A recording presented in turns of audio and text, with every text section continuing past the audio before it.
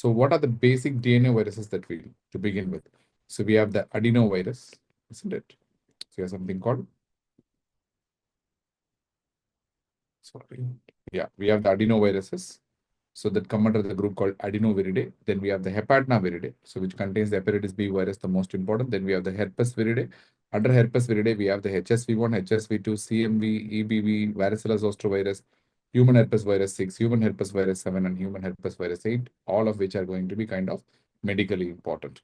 And we have the Papillomaviridae, in that we have the human papillomavirus. Then we have the Parvoviridae, where we have the parvovirus B19. Then we have the Polyomaviridae, where we have the two most important viruses, that is Zika virus, which is important for post-transplant Zika virus nephropathy.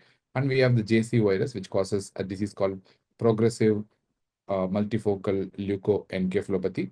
So which is going to be seen in patients who are immunosuppressed like HIV/AIDS, or those who are receiving rituximab, or those who are under the immunomodulator drug called as natalizumab. So in multiple sclerosis, so those patients are going to get infected with JC virus.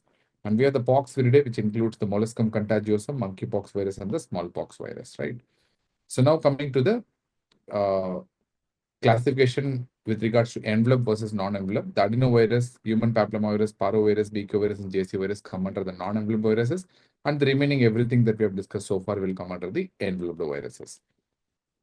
And if you look at the RNA viruses, in that we have the first genome classification, then we'll discuss about the envelope versus non-envelope. Genome-wise classification, we can divide into Adenoviridae, so where you have the Lassa fever virus and the lymphocytic choriomeningitis virus, otherwise called as LCV.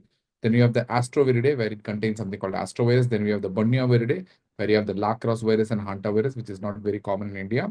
And then we have the Calciviridae, which include the Norwalk virus or norovirus that causes episodic diarrhea in certain individuals. And we have the Coronaviridae, the most important one that caused the pandemic. That's the coronavirus or the COVID coronavirus disease.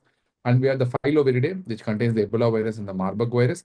Then we have the Flaviviridae, which includes the hepatitis C virus, the yellow fever virus. Then we have the Dengue virus, West Nile virus, Japanese encephalitis virus, and the St. Louis encephalitis virus. So these are different viruses under the Flaviviridae. So the biggest group that is medically important in humans are going to be the Flaviviridae, very, very important.